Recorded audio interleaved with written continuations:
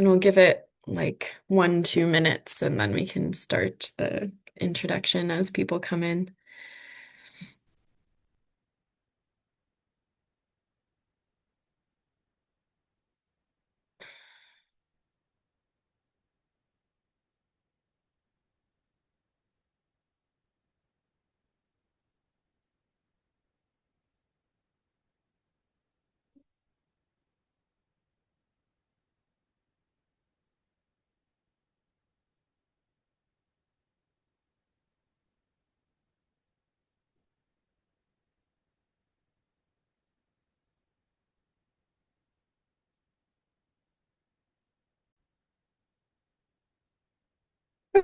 Okay, to keep us on time, we'll get started right away, and I'm sure some more folks will join us as we continue. So, hello everyone, and welcome back to our Ask an Expert webinar series for the fall season.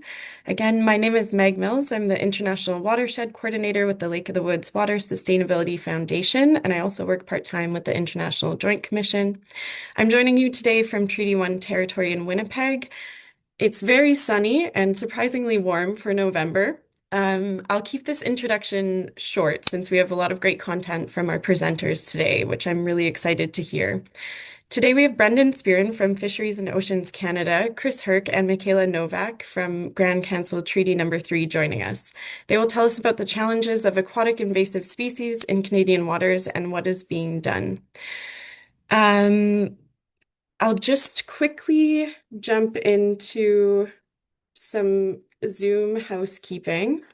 Um, Again, this session is being recorded. It will be available to be watched afterwards on our website, lowwsf.com/askanexpert, along with our previous episodes. If you're new to the series, welcome. This series is all about sharing science and stewardship happening across the Rainy Lake of the Woods Basin and beyond.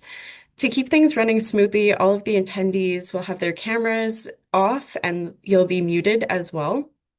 When we get to the discussion at the end, you can raise your hand if you'd like to ask your questions directly. I can unmute you, and then you can unmute yourself as well. You can also type your questions anytime into the question and answer box. I'll keep an eye on those at the end, and then I'll ask if you want to ask them out loud, or I can read them on your behalf.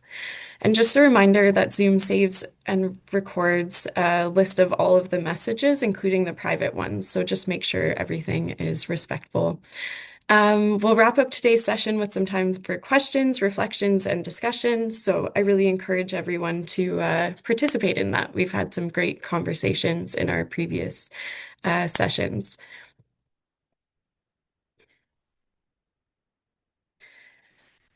So today we're joined by our three presenters. We have Chris Herc, who is the Environmental Manager for Grand Council Treaty Number 3. In this role, he works with the 28 First Nation communities of Treaty Number 3 to protect and preserve the traditional lands and waters of Treaty Number 3 through developing and strengthening environmental monitoring initiatives and capacity buildings across the nation.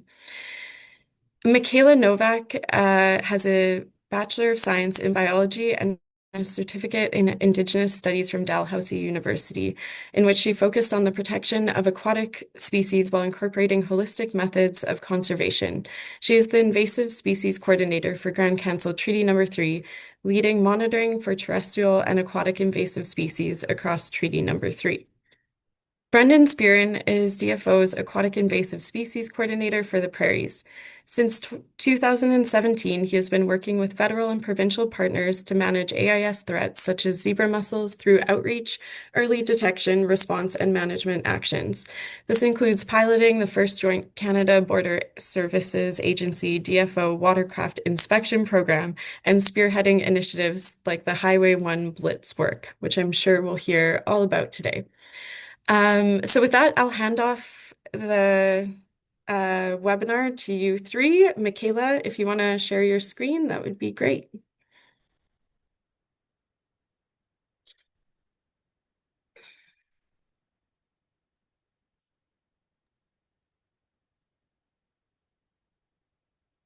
Okay.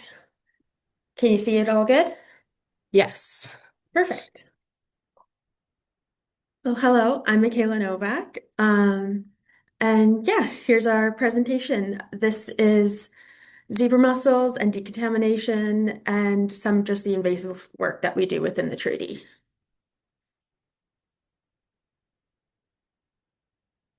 So just to get us all on the same page, Grand Council Treaty 3 is the traditional government of the Anishinaabe Nation.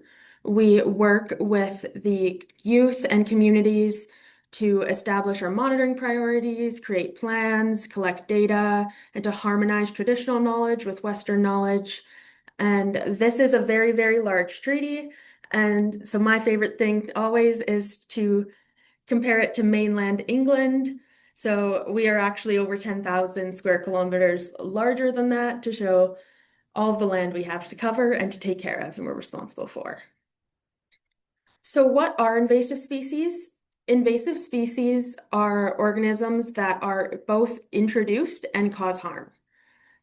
The harm can be to the environment, the economy, infrastructures, human health, but not every introduced species causes harm.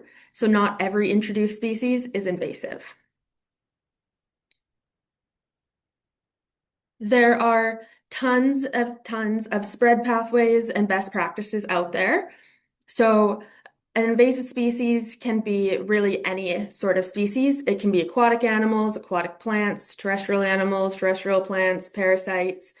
And there's so many ways for it to spread. This is just a couple that I have listed on there with the water currents, human activities, wind dispersal, animal dispersal. There are so many ways, which is why it's so important to practice many of these campaigns that we have here, like clean, drain, dry, play, clean, go. We never want to be transporting any seeds or any non-native plants around if we can help it. We'd like to protect our world from that. So for our invasive species work here at the TPU, we do seasonal presence detection monitoring for zebra mussels, spiny water flea, and invasive Phragmites. We have a biocontrol project going by Sue Narrows for purple loosestrife. We're doing mapping of many species, including flowering rush. We're just starting to get into that work. We have an aquatic guidebook in the works, and we have a management group for Phragmites in the area. So we're focusing on zebra mussels today. So they are a very, very tiny species that can cause a great deal of harm. They are crazy good at outcompeting native mussel species, and they can cause severe biofouling because they are this little tiny mussel that is about up to 2 inches in length, and they can stick to each other really easily. They have these things called byssal threads that come out, and they can attach really, really strong. They are they have the strength attachment for the ocean, but we're here in the lakes without those kinds of waves. If you think about all those crazy currents in the ocean, how much you'd be smacking against rocks, how hard you need to hold on to. We don't have that here, but these mussels can hold on with that kind of strength, and all of our native ones can't. So that's just one of the many ways it can beat it out for space, and one of the advantages it has. The veligers is the fancy word for the babies, and those ones are mobile, so they're not stuck to anything yet. And those ones are extremely tiny. You need a microscope to see them. They are about 70 nanometers up to about 120. And so you cannot see them at all. So that's also why they're really easy to transport around. They can get stuck in any water and boats and everything, which is why decontamination stations are so important. But they could also even just get stuck in a little bit of water that you happen to dunk a cup in the lake while you were at the beach, and then you take that cup, pour it in another pond or somewhere just when you notice there's water in it, and there's a way of transporting it. So the adults stick themselves to a hard substrate, and those really tiny ones, since they can make it through mesh and stuff, they can get inside pipes and water systems. And then as they grow, they build and stick on top of each other, and then they can clog pipes and cause so many different types of issues. To sample for them, we use that net that you can see in these pictures here. It is a really, really small mesh, and It gets them all in there, and then we put it in a cup and we send it off for sampling or for lab testing, where they check with a microscope for visual ID. The site selections is very important because we only have so many tests we can do within the treaty. And this is an old map, so ignore some of the community names which have changed. But when it comes to site selection, there's so much to consider, including where have they previously been ID'd, habitats, the what is vulnerable, where there's so many tourists going in for potential for introductions, all the pathways of spread, just so many different things. So we cover this large territory. So we tried in the beginning to go for as many areas as possible and then start to narrowing it down, which we have that I'll go into with our sampling in just a minute. So one of the other things that you need to consider is the requirements of the zebra mussel themselves, where they need what they need to live, all of that kind of thing. So one important thing is a calcium requirement because those adult shells are made up primarily of calcium. So these pictures here show just how tiny these mussels actually are. The bottom two photos are native mussels. That is the larger ones with a bunch of the zebra mussels attached. Then in for the calcium requirements to build these shells, zebra mussels to build those adult shells, they need 18 to 20 milligrams per liter. It is kind of debated that it's about 15 by some. Others think it's higher up to 20. So 18 to 20 is probably your most accepted range of a minimum calcium concentration. But those babies, since they don't have their shells yet, they don't need anywhere near as much. So also another debated number. Some people say it's down to about 8, but it's pretty widely accepted that they can survive at about 10 to 12 milligrams per liter minimum. And that is a concern because Lake of the Woods has about an average, yes, it's a really huge lake, but it has about an average of about 9 to 15 milligrams per liter, depending where you are, that we've found. So that may not be enough yet to support the adults, but that definitely is enough to support the villagers swimming around. And yes, that means they can't survive, hopefully, to adulthood and reproduce, but that there are still issues and everything associated. And just as another example, though, Rainy Lake has, from all the data we've found, about an average of 3.8 to 8.5, which is under both of those thresholds. Yet zebra mussel villagers have been found in Rainy Lake before, so they are surviving. And just because these are the averages of these lakes, there's always potential for pocket areas, let's say in a creek or in a bay. There might be some sort of source of calcium in that spot that could cause increased concentrations in that area. So if there happens to be a boat launch in that area, there is potential for a population to be introduced like that and then survive just in that area without spread. As much as it's a bonus that it's not spreading, it's still not great for it to be there at all. So in 2023 was the first year of our successful zebra mussel sampling, I call it, because we tried in 2022, but there was issues and we got no results. So 2023, we got 78 samples from 73 unique sites. This was from 38 water bodies across the territory, and we found 3 samples were positive. 2 of them came from Lake Winnipeg, so no surprise at all. We totally expected that to be the case. But the one that was super surprising was actually in Rainy Lake, which remember how low I just said the calcium concentrations were. We did find one there. But it wasn't technically Rainy Lake, it was Christie Creek, just a little offshoot. So there's also the chance of a potential just localized area with higher calcium, all that fun stuff to consider.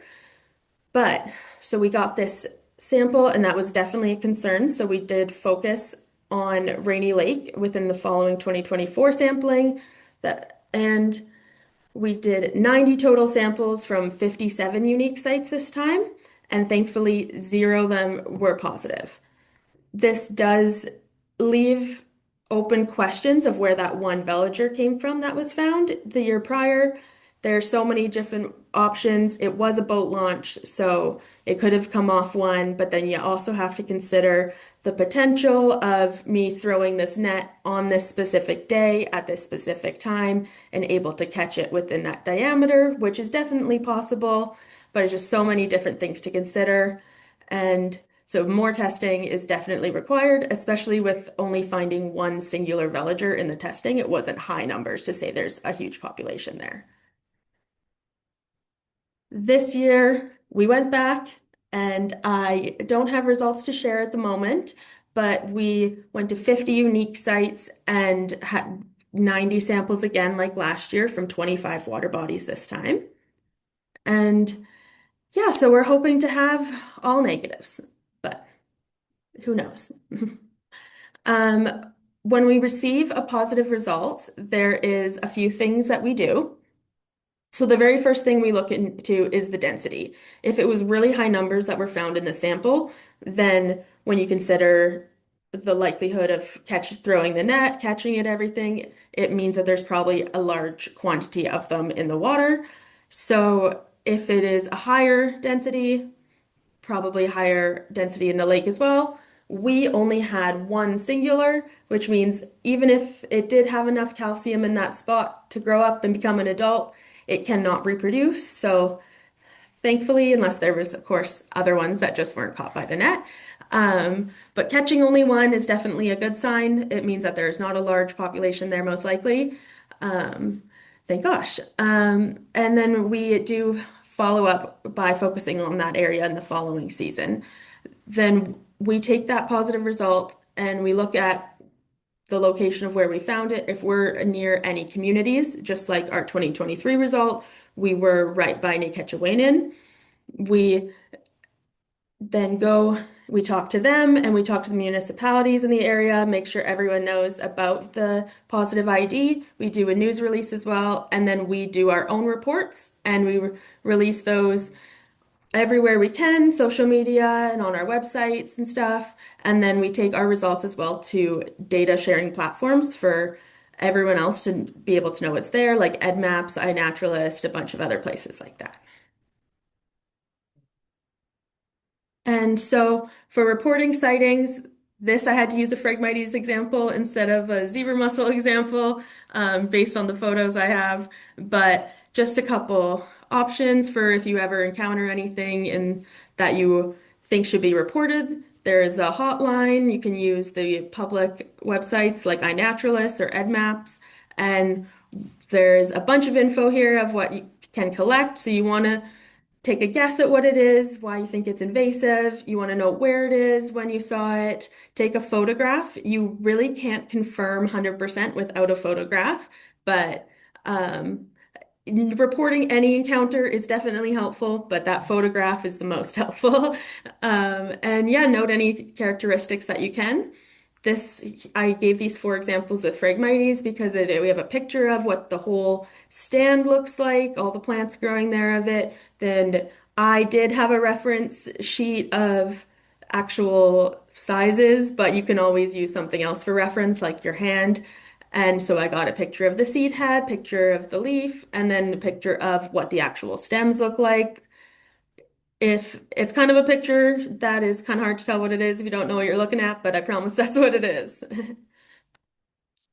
And just a few of the collaborations that we do within this work is with the Ontario Ministry of Natural Resources and Forestry. We share results and we do collective sampling of Lake of the Woods. We sample typically from boat launches, and they sample from the boat in deeper areas of the lakes so we can cover different portions and all work towards the same goal of sampling these lakes. And we share lessons learned. One big lesson that they shared with us that was super helpful was even though villagers can be as small as 7 microns, or sorry, 70 microns, we actually use a net that's 80 micron mesh. That does mean technically the tiniest ones can get through, but that means that we aren't collecting as much algae in the nets, and our samples are way more likely to be viable when we get to the lab. And they are great for helping train youth. We take their youth out as well from one of their programs, and we teach them all about the zebra mussel sampling. We work with LOUDSAs a lot as well. We share results. They also run decontamination units just like us, and they're a good source of education. And they provide zebra mussel settlement samplers. So, like I mentioned earlier, that the adults like to stick to something hard with that really strong attachment. If you use a settlement sampler, it gives the adults a substrate to attach to. So then you can pull that up out of the water and show or check to see if they're growing there. This is something that they provide to a lot of the public. And if they don't have any for you, you can absolutely reach out to us and we'll happily get one sorted for you to throw in the lake. Just let us know if you find anything on it. We also we're starting to work a bit with the MECP, again, results sharing, and they are focused on the provincial parks and conservation reserves, which is definitely super helpful to know if it's all spread there as well. And so we do collective sampling with them as well. They tend to do wading and diving, I believe is what they just started with for their samplings. So again, that's different than us with the nets. And we all work together to monitor these waters. And we are also potentially working together, helping explore the idea of getting a decontamination unit at the Rushing River Provincial Park, whether that's them getting their own unit or one of our units being operated there. That's still totally just up in the air, but it's one exciting potential that's potentially going on. Yeah. So then we have our decontamination units. So we will be having three of them.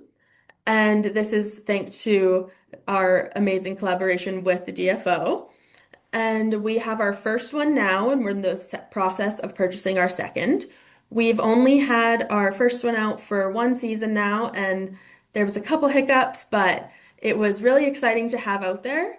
And it is very helpful and great for actually preventing the spread as long as the public uses it. So we work with the municipalities. Right now we're working with Kenora, but then the next two we will be reaching outside of the Kenora area. And we will have them at public boat launches or just really public areas that is easy to stop to with the boats. And anything else you want decontaminated, and it is completely free and it'll be operated by staff since these are hot water units. Um, yeah. So yeah, this year we did some training from the DFO. It was great. We loved it. It was slightly delayed, so our whole season was slightly delayed because lots and lots of fires in this area. So that was everything was delayed for everyone. Um, so by the time we did get it up and going, we definitely I don't want to say encountered lots of challenges, but we had a lot of opportunities to overcome challenges, and we did overcome them. It was great. It was a really good learning year, and it was very well received by the public. It wasn't, I will admit, it wasn't overly used. People tend to not want to stop with their boats because they just want to get on the water because we lack the policy to require people to actually stop here in Ontario. But it's all good. The education is going out there, and we're hoping to be able to convince people in the future to come. So tell your friends if you ever see us out there. Um, yeah, the it was kind of focused on education since so many people were stopping by as well without their watercrafts at all, just to wonder what we were doing. And that was a really, everyone was really excited we were there. So hopefully next year they'll come visit a lot more. And we don't just do watercraft. It is really any sort of your equipment that comes on the water. So that includes your ropes, your anchors, your anything that is going to go back into a water body.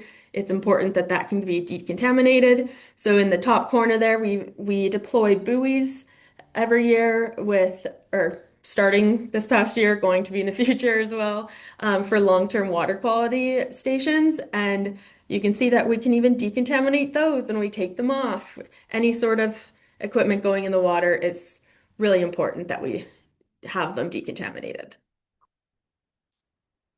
And this is just an example of everywhere that you do the decontamination, perform decontaminations, and any water-related gear. Clean, drain, dry is extremely, extremely important to protecting our lands and waters. And that's all I have for me. So thank you. Thanks so much, Mikeala. I really appreciated when you reframed it as opportunities to overcome challenges. I feel like we've all been really feeling that this year. Um, Brady, I do see your hand up. We were thinking of leaving questions and answers to the very end, but just to have a discussion, if that is good. Okay, your hand went down. So if you can remember your question or write it in the chat, then we can have a discussion at the end. But I'll turn it over to Brendan. Thanks again, Mikeala. Perfect. All righty. Can you guys see my presentation? Yes. Perfect. All right. So hi there. I'm Brendan Spearin. I am the Aquatic Invasive Species Coordinator in Fisheries and Oceans Canada's Winnipeg office there. So my team and I cover Winnipeg, hold on, Winnipeg. We cover Manitoba, Saskatchewan, and Manitoba. Sorry, and Alberta. Sorry, I'm trying to put a timer on and trying to multitask and clearly failing miserably. There we go. 20 minutes on the clock here for me. And today I'm going to be talking about two of our projects we have going on in the region. One is a inspection station at Emerson, Manitoba. The other one, our Highway 1 Blitz we did with the province of Manitoba this year. So to start it off, just want to put in context here. This is my entire team. So myself in the middle there, I got two biologists, a lead technician, and then we hire summer students every year. And if you know a young person who's going through university or college and would love to work for DFO, please shoot me a message and I'll send you the information for them to apply to potentially be one of our amazing summer students for next year. And before I talk too, I just wanted to mention that last year we worked with the Ontario Federation of Anglers and Hunters and created a guide to Ontario's crayfish. And if you're interested in this document, please reach out to me. I'll make sure that we get the information in the chat, but it's an amazing PDF guide. We're also looking at developing a public organism trade guide that'll be out later this year. And then finally, we're looking at building that Ontario guide into a national guide that will cover all of the crayfish in Canada, as well as those key invasives. And with that, I'll start talking about our Emerson project. So in case you're not aware, Emerson, Manitoba is the right on the border there between North Dakota, Minnesota, and Canada.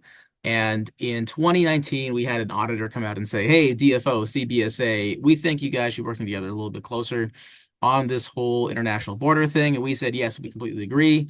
And from that, it kind of spawned our joint watercraft inspection program that didn't get rolling until 2022 because of COVID, of course. No one was coming into Canada in 2021. So we think we did a good job there at keeping the invasive species out.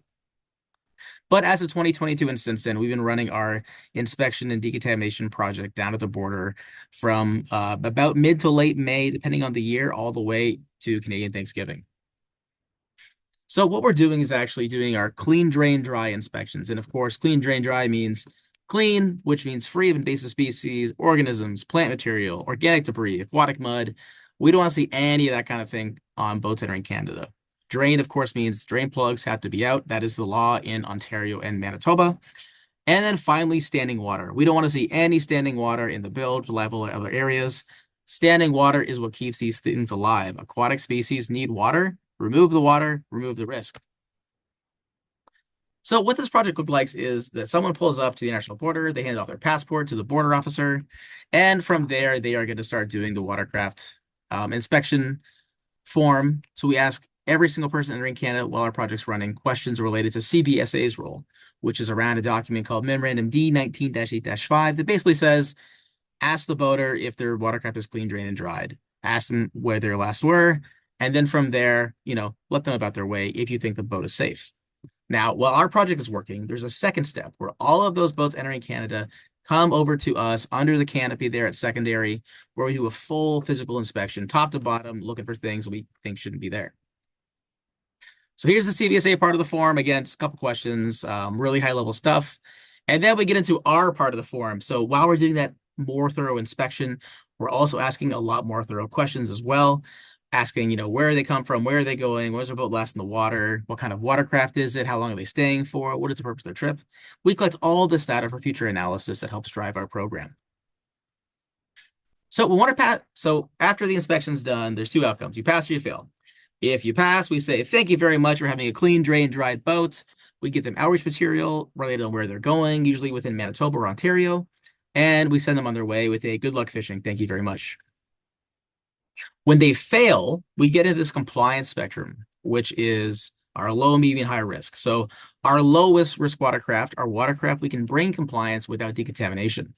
So this means they have their drain plug in, but have no invasive species present and no standing water.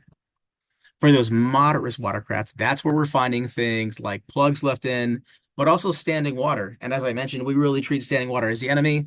And at that point, we're using a 60 degrees Celsius full wash of the hull, the innards of the boat, the live wells to make sure anything that might be stowing away is properly killed. And finally, and most extreme, we have those high risk watercrafts when we're actually spotting invasive species like zebra and quagga mussels on a boat. We get CBSA involved and they deny that watercraft entry into Canada. So I'm going to quickly cover some of our stats from 2025 here. Our season just ended and my team has just finished auditing all our data. But this is the origin and destination map of where folks told us they last launched their boat and where they're headed. And there's two really, really important hotspots. One, of course, is on our neck of the woods here for Lake of the Woods, and that is in northwestern Ontario. About 40% of our traffic tells us they're headed to somewhere in northwestern Ontario. And about the other 40% is headed to northwestern Manitoba.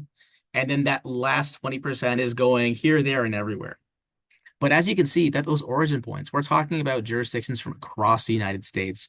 From as far away as Texas and Florida, we have folks who are launching their boats in the ocean in Texas and Florida, and then putting them on the trailer and saying, let's go fishing in Canada, baby. It's going to be a great weekend. That's a really long trip, and I'll get into some of those stats in a little bit. But at the end of the day, we ended up inspecting 770 watercraft. We spoke to 738 travelers, which means some folks had two watercraft, and 32% of the folks we talked to failed that inspection. And another interesting stat is that 98% of travelers self-reported that they were clean, drained, and dried to the Canada Border Service Agency. But when it came to our actual physical inspection and secondary, we found that pass rate was only 68%, which means there's a 30% difference in how people are claiming they're clean, drained, and dried versus how they actually are.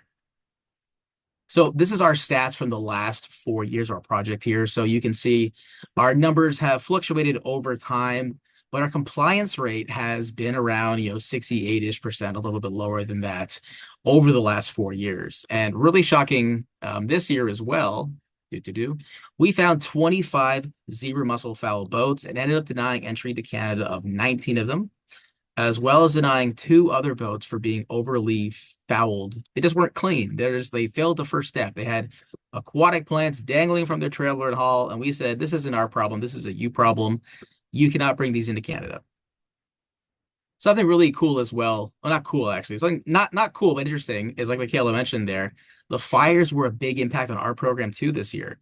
We had a 110 boat reduction. We only saw 7/8 of the traffic from last year. And we pretty much directly attribute that to the wildfires. We had folks coming up from the United States telling us that they were headed somewhere else in their favorite destination because their cabin had burnt down or the lodge they're staying at burnt down. So these fires are not just impacting all of us, but they're also impacting how people travel around North America and use our fisheries, which is really interesting. But another important stat here, though, too, is we saw a 205% increase year over year on those high-risk fouled watercraft and a 220% increase in invasive fouled mustard watercraft. We found 11 last year and 25 this year. That's a huge jump. But I'll keep going because I got lots of stuff to talk about still and not a lot of time. Another key fact is that all but one of those 25 invasive mussel fouled watercraft told CBSA they're clean, drained, and dried. So if our team wasn't at Emerson, if they had been in any other port of entry, any other time of the day, they probably would have left in the country, which is, of course, a little bit concerning. And we continue to work with CBSA to build better training, build better resources, and try to reduce that number down to 0. But the big thing that we really feel is important to highlight with partners and the audience as well is that this self-reporting is just not a reliable indicator of clean, drain, dry compliance. We know if our team wasn't there, these foul boats would have in Canada.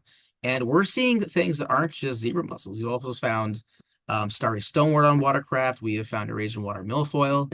And the important thing to stress too is that this, of course, is data from one port of entry, and there's 17 in Manitoba, there's 3 in Northwestern Ontario, there's tons of ground to cover, but I got a team of 4, and so we're doing the best we can with what we've got. But a really cool thing we are doing with this data as well is doing some spatial analysis. This is our 2023 data. We haven't got to the 2025 data yet. But what's really interesting is that the average American traveler we spoke to traveled 1,340 kilometers. That's the average. So the average person is traveling over 1,300 kilometers to come fishing into Canada.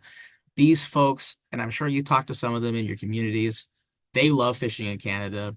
They have a vested interest in keeping our waters free of invasive species.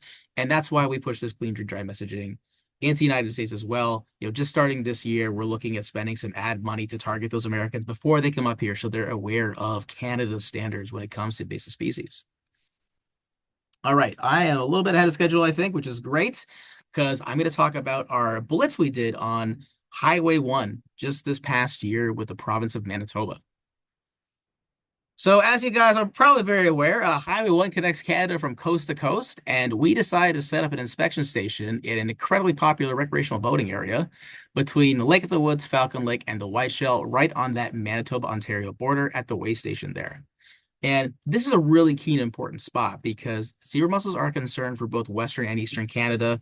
Highway 1, as advertised everywhere, is the gateway to the West. It really is the best and only paved road you can use to bring your boat from Southern Ontario all the way to Alberta and back. So this is a really good spot to set up an inspection station. So we worked super hard to get this thing rolling this year and last year. This is our year 2. We had to get special permission from the province of Manitoba's transportation team to use the way station scale. It has exactly as much room as we need, which is a lot of it because as you can see from our pictures a little bit here, we got super busy really quick and we need all that space for our decon unit and the lineup of watercraft.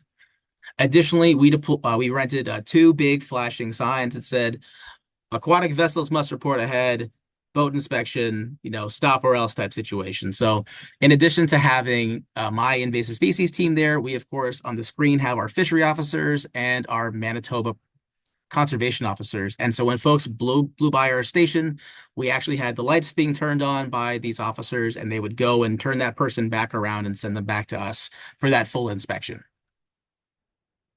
So this is kind of the roadmap plan here that I clearly did in PowerPoint. So it's very official looking.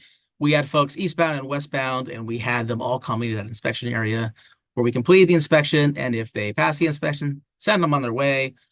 If they failed, they got decontaminated. Additionally, we had the officers handing out tickets related to Fisheries Act of Manitoba and Ontario and the invasive species regulations in Manitoba, fines as well as appropriate. So a very busy weekend for everybody involved.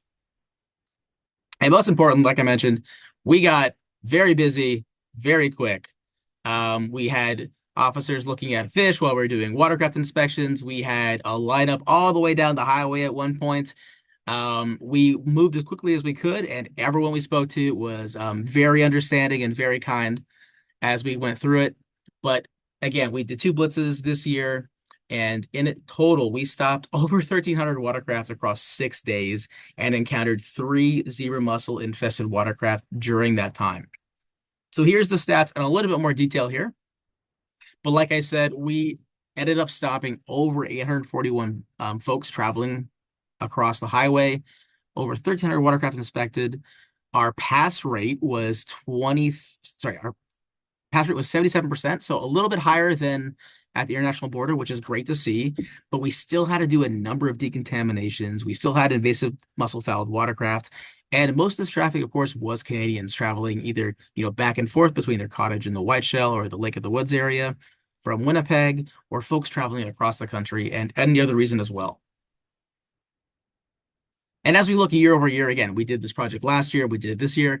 We managed to stop 10 more boaters than last year, but we did 400 more watercraft inspections.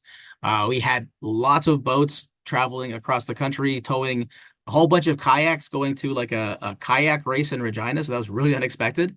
And I feel bad for the officers who had to enter each of those in by hand into our system. So shout out to the fishery officers, of course.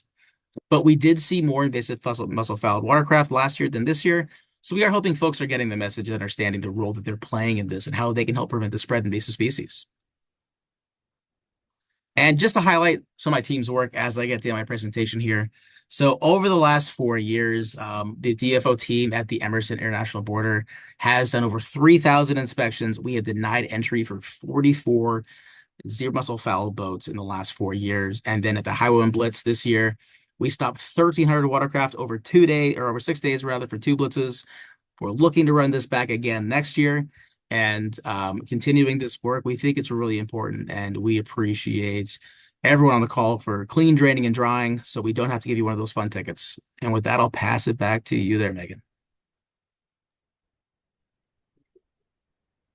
Awesome, Brendan. Thanks for that really informative presentation. I also really loved your map that you drew there. That was great. But clearly, a lot of work has been going on, and I assume will continue to keep um, being a really big concern as we move forward. There's a few questions already in the chat. I think this one, Brady, I can unmute you if you'd like to ask them yourself, if you have specific folks to ask them. And if I don't hear from you, I can ask them as well. Uh, yeah, thanks, Megan. Mikeala, I just my question was that I asked was when do you expect to have the results for the 2025 completed and documented? The report should be out by like the new year. Okay. Mhm. And how long do these mussels live out of water on the boat? Like, how long will they live? So this is a really crazy fact. It all depends on like humidity and everything. But if the humidity is right and it's got that really good seal together, it can actually last about 28 days out of water. Okay.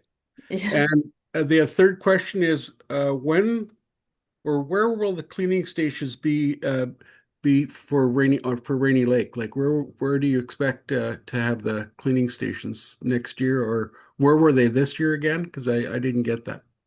This year we only had one in operation, our first one. It was in Kenora. It was just by our rec center. There was some construction there, but we did get there because it was a really popular uh, launch. There's the word I was looking for. We don't have the exact location or anything right now for where one will be serving Rainy Lake, but that is something that we will be looking into very soon. We have to talk to the surrounding communities, talk to municipality, the township, see where everyone thinks it would get the most beneficial use. Yeah. Well, for sure. Well, thank you for the presentation. Like, it's very informative, both of you, and I look forward to hearing what Chris has to say. So, thank you so much. Thank you for your questions. Thanks for asking those, Brady. I think just to clarify, Chris was with Mikeala, right, Chris? So just kind of Yeah, supporting I mean, questions I come was up. gonna say I don't have much to say. It's just help support Mikeala. As environmental manager here at Grand Council. Very appreciative of all the work that Mikeala has been leading for invasive species over the past couple of years. Really help bringing that vision to life and happening in the fields. And also just kind of want to highlight incredibly appreciative of the Department of Fisheries and Oceans and Brendan's team, the support that they've been able to provide us. And yeah, I'm happy to keep working with them for any kind of preventative measures for AIS. So yeah.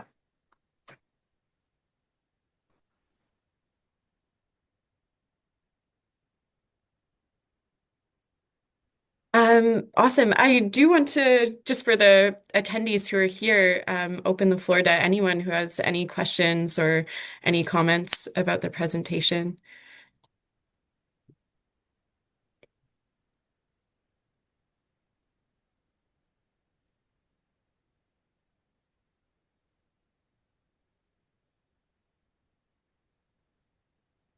Don't be shy. We have wealths of knowledge here. Hey, I'm going to jump in and actually ask a question, Brendan. Um, so you mentioned you've seen starry stonewort and Eurasian milfoil. What else are you tracking? And what should we be concerned about? What else should we be elevating on the priority list here? Yeah, I mean, we try to identify anything weird we see that we think is alive, that could come on a boat, even the dead stuff too. So, we've got a laundry list somewhere of all the weird stuff we've seen. Like people leave all kinds of weird stuff in their boats. I pulled a hunk of pig shoulder out of someone's live well once that they were planning on taking pike fishing as a fun example. So probably Hmm. not low biological risk for the environment, just for me personally. So that was awesome to see. But yeah, like a lot of the stuff we're seeing and we're looking at is, I think, on everyone's watch list. So again, starry stonewort, our invasive mussels, stuff like that. I would say that like the bait pathway is something that we don't see a lot of stuff on, which is really awesome to see. So when those American anglers are coming across the border, they're often not bringing live bait. They're well aware of the rules there, which is awesome. And because we are opening up everyone's cupboards to look for life jackets and stuff, we also don't see a lot of smuggled bait either. So people are doing a great job in that context, or so it appears from our end. So that is one little shining light in this whole kind of not great story.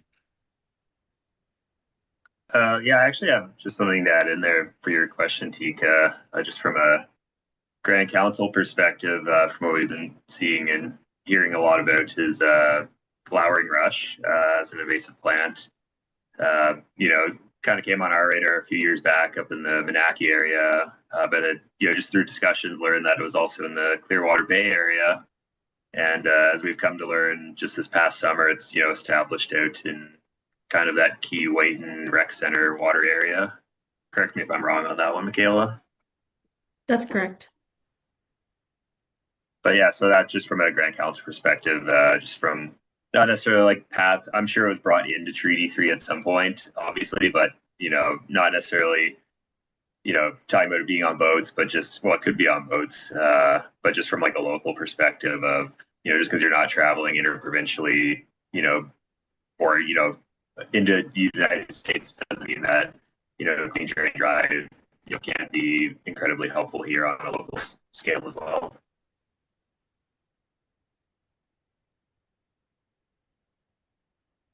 Okay, I have another question until somebody else interrupts me and wants to take over. Have any of you given any thought to other types of watercraft inspections that aren't boats? I'm thinking particularly about float planes, and the potential for there to be transmission of, like, flowering rush is one that really comes to mind because it was so thick in Manaaki, in that area of the Winnipeg River, and there are aircraft that go back and forth between those two water bodies pretty regularly. So I can see that being a really simple route of transmission. But do we have any means of inspecting those? Does anybody inspect them? Yeah, that's a great question. So it really comes down to the kinds of legislation that we have at the provincial level. That is kind of the best thing that can help us with stuff like that. So, like in the context of Manitoba, Manitoba has like some of the best float plane related legislation around like the need to keep anti-fouling paint on your watercraft, and then the rules around entering and exiting control zones. Now, those control zones are not for invasive plants; they are for invasive mussels, spiny water flea, and then some crayfish control zones. So there is no fly and rush control zone at the moment. Not that we don't have fly and rush here in Manitoba. But yeah, like I don't know who's inspecting float planes, but I do know that float plane operators hate it when they have bad mileage, and having fouled hulls and stuff hanging off your boat or your flying boat, I guess, is a great way to reduce your aerodynamics. And I hope that that is alone when driving them to clean, drain, and dry their watercraft. But I would say it definitely something we have not spent a lot of time here at DFO working on or looking at. We're mostly focused on boats for sure, and it is really hard to inspect those airplanes when they enter Canada as well because they're flying. So that's a big challenge.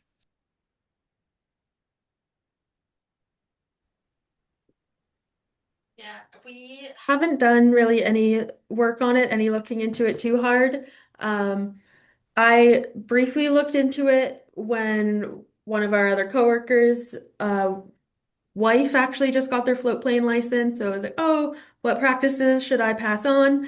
And so I was reading the sheets, and even as someone who deals with invasive species stuff every day. Even some of those practices were confusing me that it was saying. So it's definitely something that should be explored more. I just have not done it myself.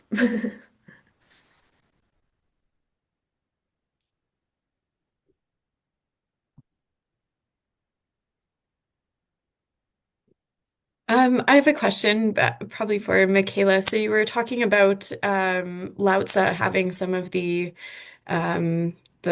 zebra mussel monitoring devices that community members can get. Are there any other community-based monitoring that you know about, or programs that you're running where folks in the community actually go out and sample, um, and ways that they can participate in that? Or is it mostly from outreach and education and then being able to contact you?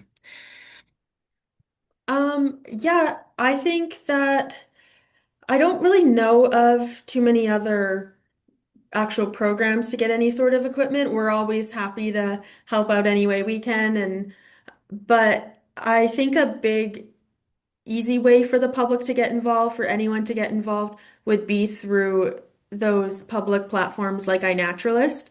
Yeah. That one you can even find any species, so it doesn't have to be something that you need a settlement sample or something for. It can be just the plant floating there in the water, and to just document the presence and report it that way is very, very low effort and very, very helpful to all of us who see the data.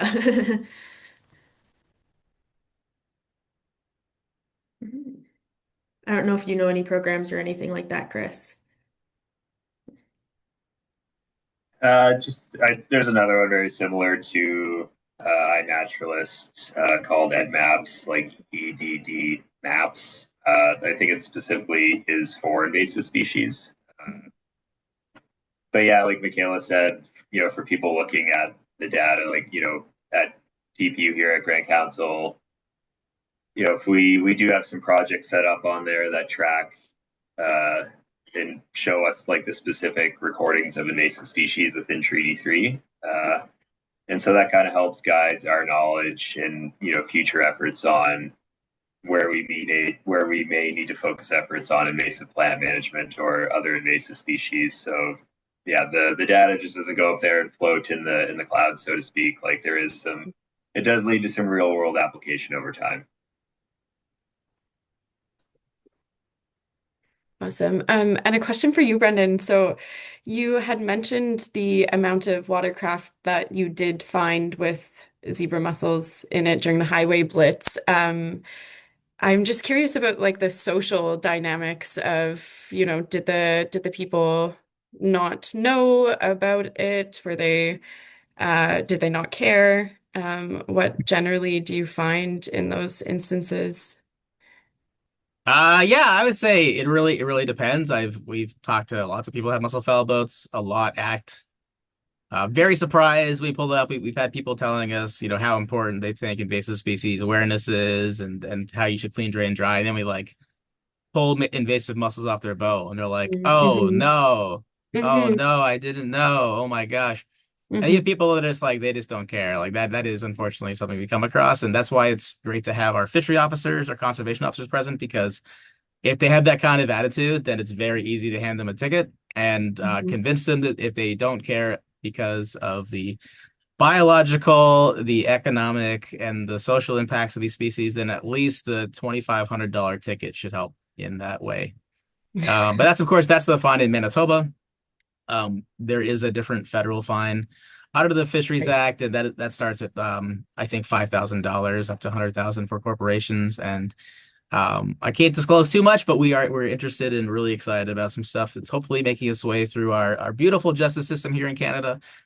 So more folks can be aware of the things that can happen if you do not clean, drain, and dry. Mhm. Right. Okay. Interesting. Also, if I would be curious about the crayfish manual, if that's available to share after. Are there any other questions from any of the attendees or anyone else on the chat?